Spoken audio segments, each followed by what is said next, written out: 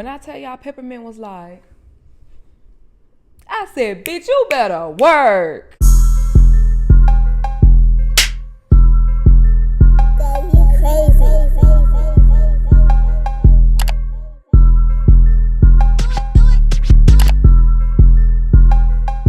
Hey everybody, welcome back to my YouTube channel, #MovieBae. I am MovieBae, and in this video, I'm going to be doing a review, literally a review of Traitors US Season 2, Episodes 1 through 3. But before I get too into it though, I would like for y'all to drop down and hit the subscribe button. Thank you. Because here on MovieBae, I do reviews, reactions, and commentary to movies and television. And if that is the type of content that you like, then you might as well stick around and hit the subscribe button. And if you find yourself enjoying my commentary along the way, don't be afraid to give me a thumbs up. And of course, you're always welcome to leave your thoughts and opinions down below. Now, if you are new here, nothing looks different to you. But if you are a returning bae, hey boo, something looks different. I'm on my couch today because I just feel like chilling. I said, let me drag this ring light over here and just chill out and do this review. Speaking of, I'm literally going to do a review. I'm going to give y'all my thoughts and opinions about monumental things that happened through episodes 1 through 3 because I felt like recapping was just too long for me. I didn't know how I was going to recap 3 episodes in 30 minutes with my phone storage. So I was like, you know what? Let's just talk about the important things. But if you are interested in watching a recap review, my YouTube bestie, Grant LaShawn, hey Grant, he's doing a recap review. So I'll leave his channel down in the description box below. You can go watch his after you watch mine and give me a thumbs up. Thanks. All right. So let's go ahead and get into episode 1. We meet the entire cast. Not gonna go through them, way too many people, but let's talk about some things that I wanted to mention. Marcus Jordan, he keeps saying, I'm a Jordan, I'm a Jordan, I'm a Jordan. And I'm thinking more like a Perry from the House of Tyler, because that's who you really look like. He looked like Tyler Perry, y'all. Tell me that I'm lying. I'm not. I don't know a lot of people on this show. I know Marcus and Larissa, Phaedra and Cherie. OMG, y'all. So as I'm editing, I just realized that I messed up Larsa and Marcus and Sheree. She by Sheree. I just messed up people's names up. Dan and Janelle and Peppermint. That's all I know. I don't watch Survivor nor The Challenge, none of these love shows. I don't know nobody on this show. So when Janelle was telling Kevin about who everybody was, I was like, please catch me up to speed because I don't know any of these people. I don't know any of them at all. But I am super happy to have Dan and Janelle on another season together on a strategic game because, you know, they did season 4 Big Brother together. And they ganged up on Janelle and voted her out first, like she was the first coach out. And I'm like, bro, why they hating on my girl like that? Like, probably because she was gonna win every challenge. Like, dry hating. So as everybody is meeting and mingling, we find out that there's a lot of pre-existing beefs. So that's good for the casting. Like people on their old shows had rivalries with one another, like Parvati, and Sandra. By the way, Sandra seems so serious. It's like, girl, put a smile on your face. Ooh, I hate that. You know what? Never mind. You can walk around with the resting bitch face all you want to, because I hate when guys tell me to smile. Like, if you don't get your ugly ass on my face, boy. Anyways, the rules of the show are as follows. There's a group of faithfuls, and among the faithfuls, there are traitors. It's the faithfuls' jobs to banish the traitors. If all faithfuls make it to the end, they get to share $250,000 between each other. If even one traitor makes it to the end, then the traitor takes all of the money. Okay, so the big thing is who's going to be the traitor. First of all, let me tell y'all who I wanted to be a traitor. I thought Dan immediately. I said, this game is made for Dan to be a traitor. I wanted Phaedra to be a traitor. I wanted Janelle to be a traitor. And that's about it because I didn't know nobody else. I ain't know nobody else. I didn't know nobody else. But guess what? Merry Christmas. I got my wish. Dan is a traitor and Phaedra is a traitor. And they only chose 2. I was like, what? Only 2 people, huh? But that is when Alan says that the traitors are going to recruit another traitor that night. I want to talk about this round table real quick. So, because 2 important things did happen. One, Larsa. That girl said, I have really good hearing, and I heard the vibration of Alan's jacket to the left of me. So I'm pretty sure someone to the left of me is a traitor. It's like, girl, you heard the vibrations of it.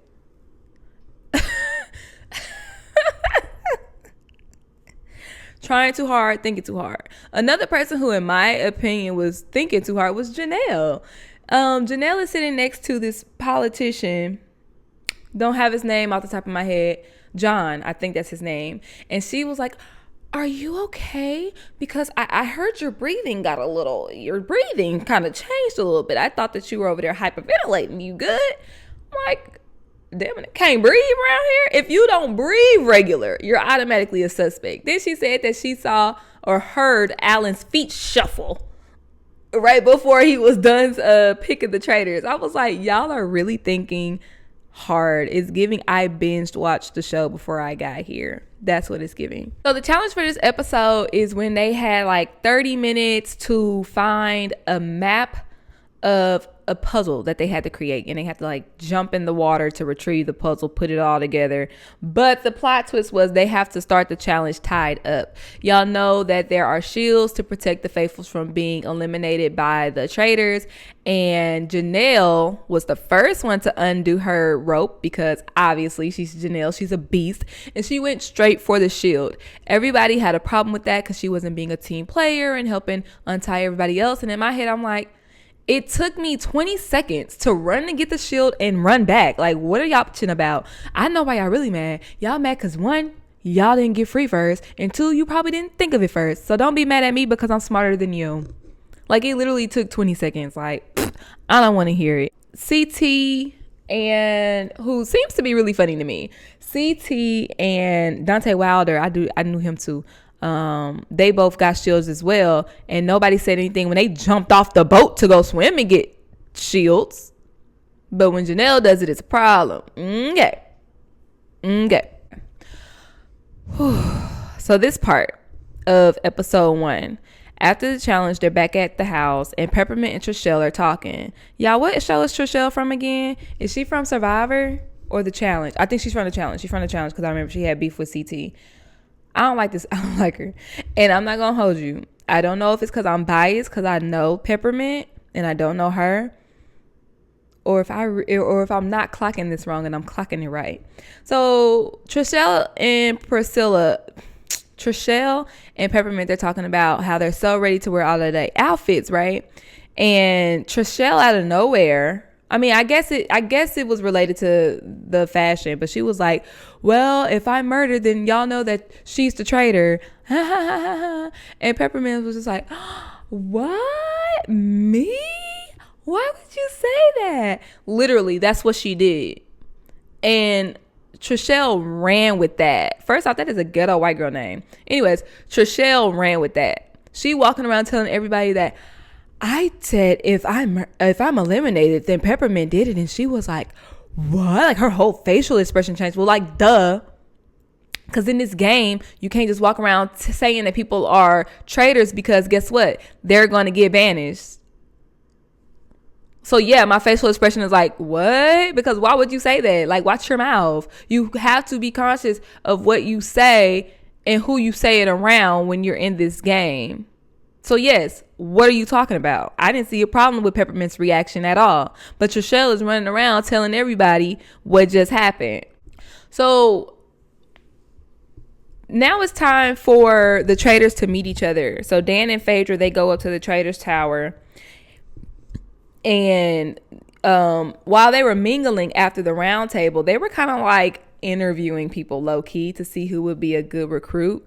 Dan wants somebody who knows how to get stuff done, and I feel bad about it. So he's thinking about Parvati or Janelle. And then Phaedra wants somebody to pick up where she lacks, thinking somebody more physical, you know. So I honestly think Phaedra was trying to get a guy. So in the Traitors Tower, first off, Dan is surprised that it's Phaedra, and he says that he doesn't think that she's good with being cutthroat because she doesn't have experience in these types of games and shows. Do your fucking research. Like, Phaedra is the most cutthroat bitch. Now check that. Phaedra is my favorite housewife. I don't care what nobody say. Okay, was it weird that she just randomly made up that allegation? Yes, it was very weird of her, especially because it wasn't giving Scorpio energy. But Phaedra is my favorite housewife ever because she is funny and she will read up down. Period. Now check that. Okay, so Phaedra is also surprised that Dan is a traitor because he's so quiet and meek and he's so reserved, and I'm thinking, like, girl, you don't know him either. Like, do your fucking research. Like, Dan is so strategic and super calculating that it's a good thing that y'all are working together. I'll say that.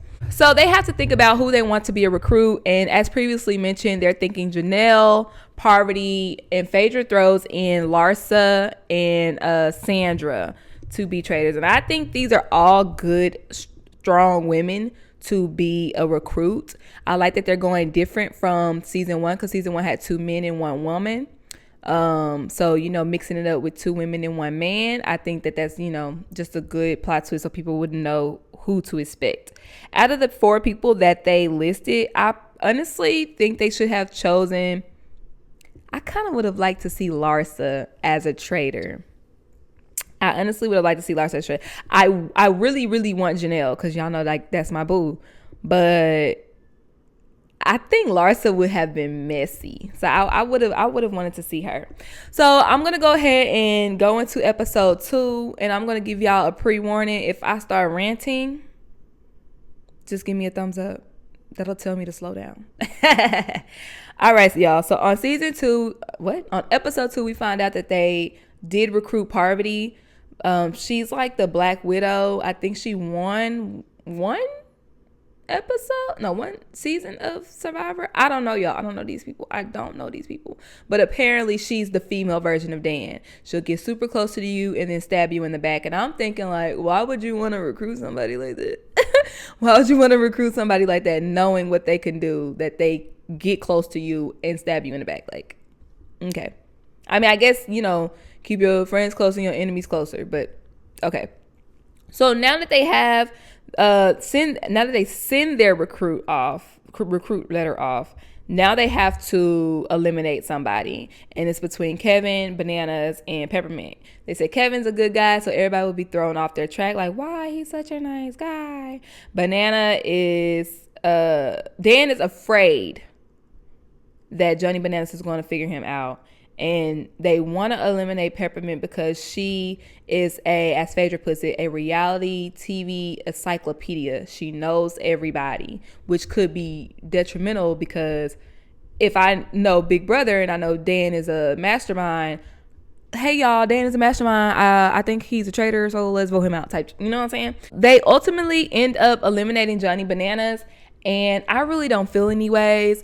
I watched House of Villains until New York left, so I was just introduced to him. I feel like he could have been a good physical person for challenges like Phaedra was telling Dan, but she just let him have his, you know what? I'm going to let you take the lead on this one. You choose who you want to eliminate, and Dan chose to eliminate Johnny Bananas because he felt like he would be a good faithful and might figure him out. At breakfast, Wilder, he brings up the situation between Trishilla, to whatever the hell her name is. What's her name for real? Trishelle and Peppermint. And Peppermint is like, look, I thought we were all joking. The only thing that I'm going to murder are my looks, baby, because my fashion kills, period. And I said, boop. And check that. I'm going to be saying that this whole video, I swear. During the challenge for the episode, they had to answer questions over house guests, and that is when we find out that people value Marcus Jordan's opinion the most. People think Peppermint is the most popular, and Dan needs to speak up more. Well, something I noticed is Dan was getting really close to Parvati before and after they recruited her. Like, before they recruited her, he was already building like a rapport with her, and before she got the no, she got the recruitment letter and she accepted, but she didn't know who the traitors were yet. But Dan is still building like a good relationship with her, and that's smart because usually on every season, I watched Traitors Australia. Oh my God, y'all would not believe. Was it Australia? I watched UK and Australia, but it was one season where this traitor, he turned on every traitor. I was like, bro, where's the no loyalty at all? Just selfish, back to back. Even his new recruit, I was like, this boy here. Anyhow, so it's good that you're building a rapport before you even reveal who you are. Right now, the two people who are suspects are Peppermint and John. John is the politician who Janelle said was breathing hard.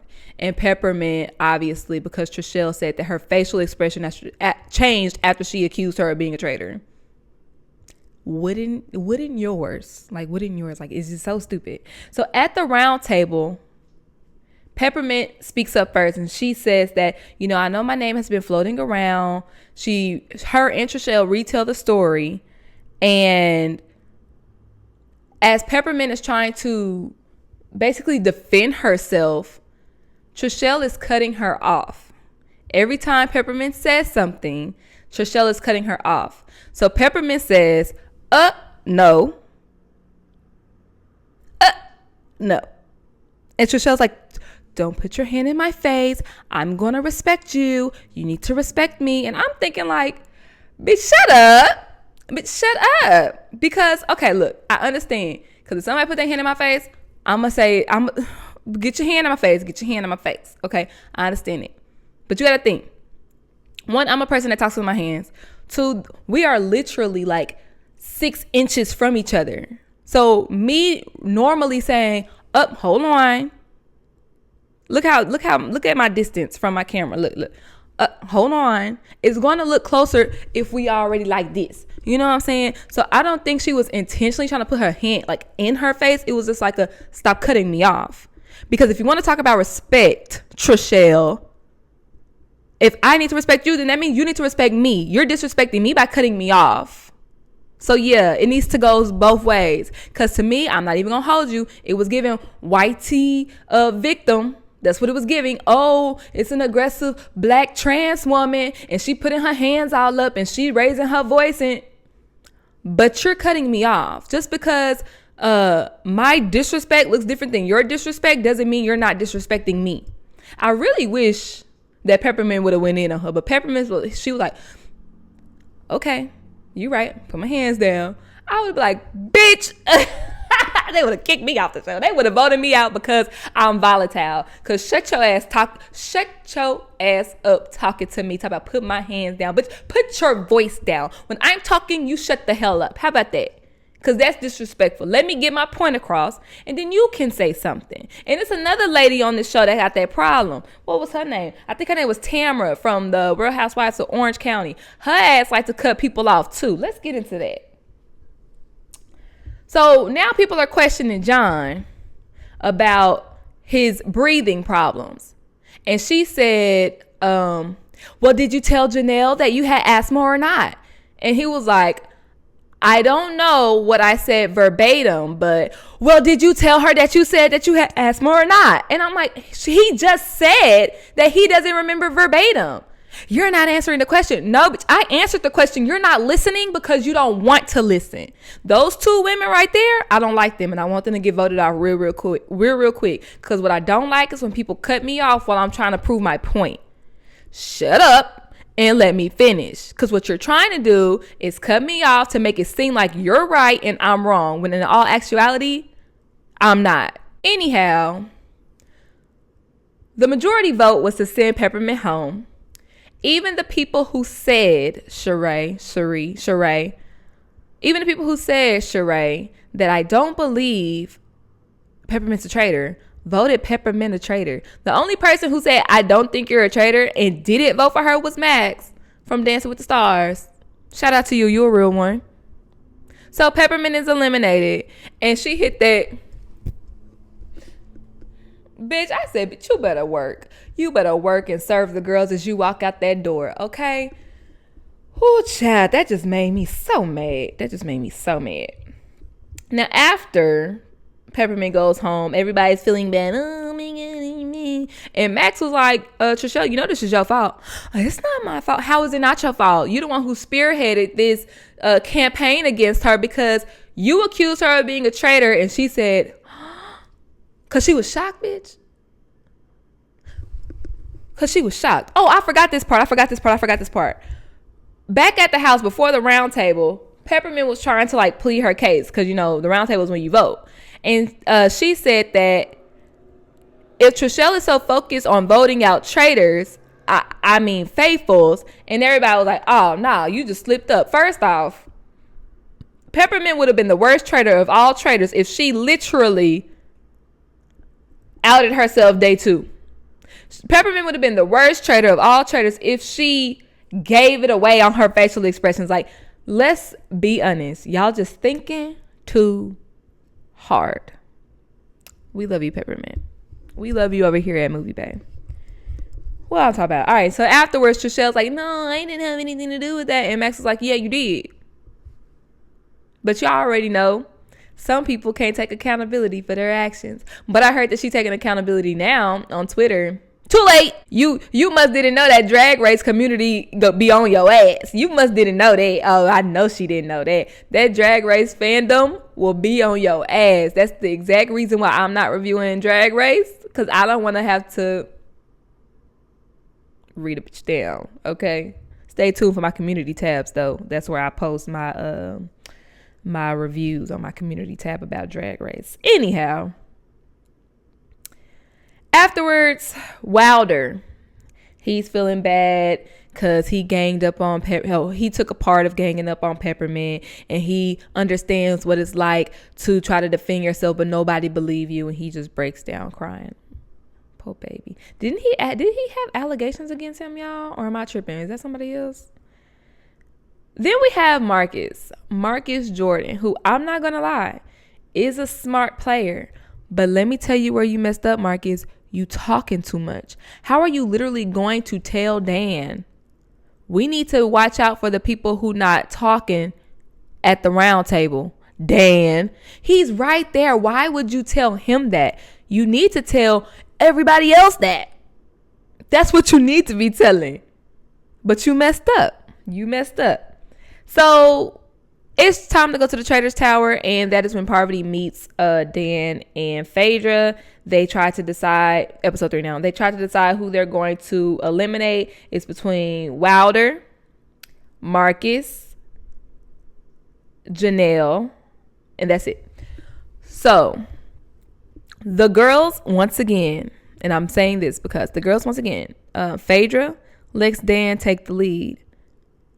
Parvati is new, so she lets the OG traitors of one day take the lead. Hold on, y'all, because let me fix this hair, because wait.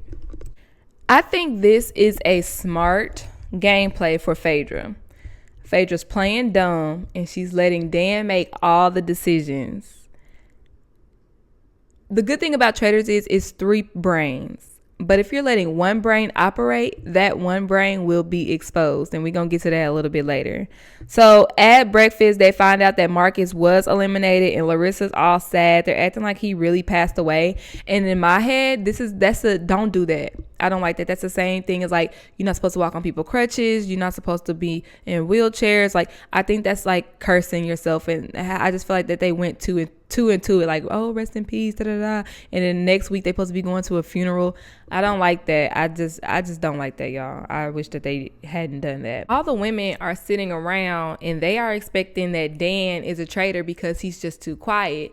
Janelle also brings up the fact that Bananas was eliminated and Marcus was eliminated, and she doesn't think that a woman would take out those 2 big guys. I agree. I agree. Because if we go back to the Traitors Tower, Phaedra did not want to get rid of neither one of them because they can win money for the group. And that's exactly what Janelle is saying. Like, why would a woman do that? That's the workings, that's the doings of a man. And this is why I said earlier that Phaedra's playing a smart game by letting Dan eliminate people, because that's going to show one person's thinking, not three people's thinking. So he's more than likely going to get outed before she is. And y'all said Phaedra ain't sneaky and conniving and backstabbing. And Phaedra is playing a good game, because Phaedra is being Phaedra. And she is taking the back seat and letting Dan do his thing. And ultimately, he's going to be his own demise, because he wants to control and run things. And you got to work as a team for this game. Meanwhile, Max from Dancing with the Stars is looking guilty.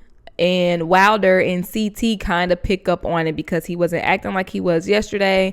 So they think that he's guilty for eliminating Marcus. Why would I be guilty? The challenge for that episode is they had to avoid being hit by a spotlight while they break into a cemetery to get money and shields. And the highlight from this challenge is Burgerlicious. I looked him up on the internet, and that is his handle, Burgerlicious.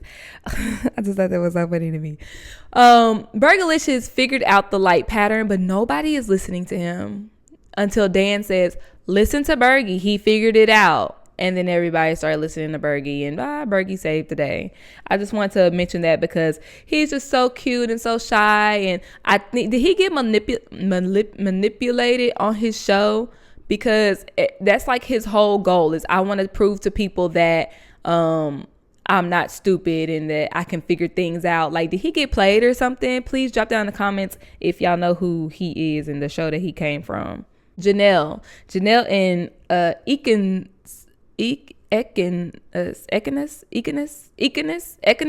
Anyways, they're fighting over a shield, and Janelle, of course, wins, because this is not the first time that Janelle has taken the veto, the shield, the whatever from somebody's hands, like ripped them out. That girl played dirty. If you want to get in the mud with Janelle, you better be prepared. You can't be no pansy, because she gonna get down and dirty with you. I didn't find nothing wrong with that, because one, it's a game. Two, Janelle is a threat, so she is going hard after these shields because she does not want to be eliminated. I also want to mention, because this might come back around later episodes, but Kevin and The Bachelor, they decide to vote for each other at the round table.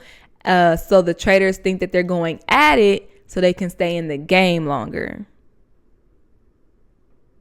Bring suspicion to yourself with the other faithfuls so the traitors can keep you in the game.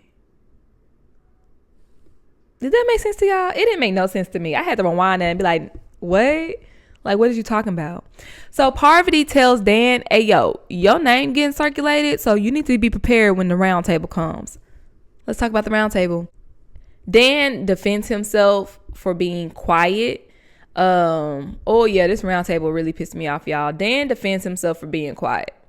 Okay, he said, that's just my personality. It takes me a while to open up. He was like, and especially in this game, I feel like it's important to know what I'm talking about before I start talking. I don't want to just throw a name out there and that person be faithful. So MJ is like, well, if we all play like you, then we wouldn't get anything done. We wouldn't get anything solved. And I'm thinking, well, fine. Y'all can be the loose, wild players, and I'm going to be the strategic, calculated players. Because when I throw a name out, everybody going to be like, okay, Dan must have really put some thought into this. Dan must really have some evidence behind this. Aside from y'all who literally just be like, oh, she looked surprised when I called her a traitor. Like, the fuck? I mean, they're not wrong.